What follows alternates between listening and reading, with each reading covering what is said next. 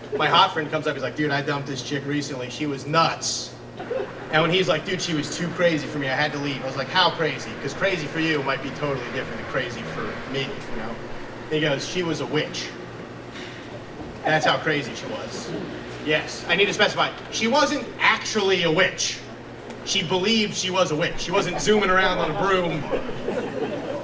She thought she was a witch, and so he was like, that's too crazy for me. The way he found out was he went back to their apartment, and he beat her home one day, went through the closet, and he found a little effigy that looked like him, and a candle burning, and she came home, and he was like, what the fuck is this?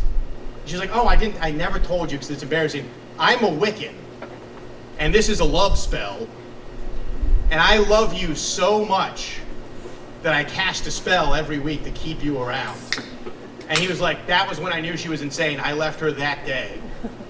And I was like, it is a bad sign that at 31, that reads as a huge green flag for me. Why has a bitch never tried to use magic to keep me around? Here I am just bumping into sane women who don't want to be with me. I'd like the opposite, please. I've actually hit such a low point that if I came back to my apartment and there was a blood crucifix like upside down on my front door, I'd be like, finally, a woman who's ready to settle down. Where have you been all my life? This is fantastic. A couple of the neighborhood cats go missing. There's a pentagram made out of candle wax. I'm like, I gotta start looking for rings because this might be real. There's a Ouija board over like a dead black goat. I'm like, it's time for her to meet my parents. I think this is the real deal. Finally, it's happening. On the topic of witches. I think I've heard a lot of people shit on the Salem witch trials. Which is we have a very privileged position where we get to look back and go, that was nuts, huh? How crazy were the Salem witch trials? Dude, if you put me in the 1700s, I give myself 4 days before I'm lighting bitches on fire. Trying to get to the bottom of the noises in the woods. You're telling me that if you guys happen to grow up in the spookiest time, you'd never mess up and set a neighbor on fire?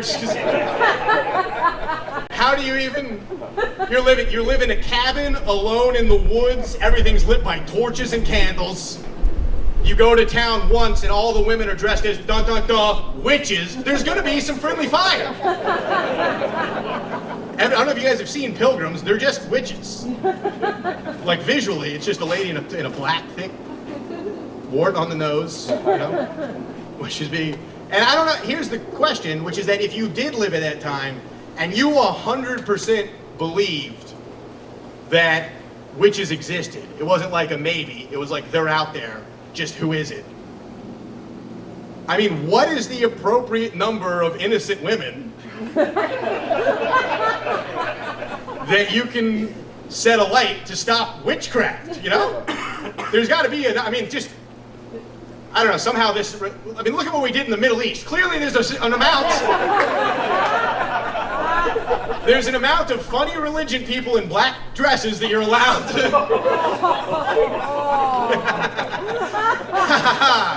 Some of these are actually subtle social commentary that I've woven into mastercraft.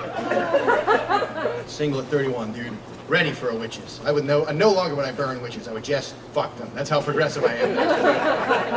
That's how far we've come from 1780. Is now I do the opposite, which is that I would have sex with them and they would feel nothing instead of.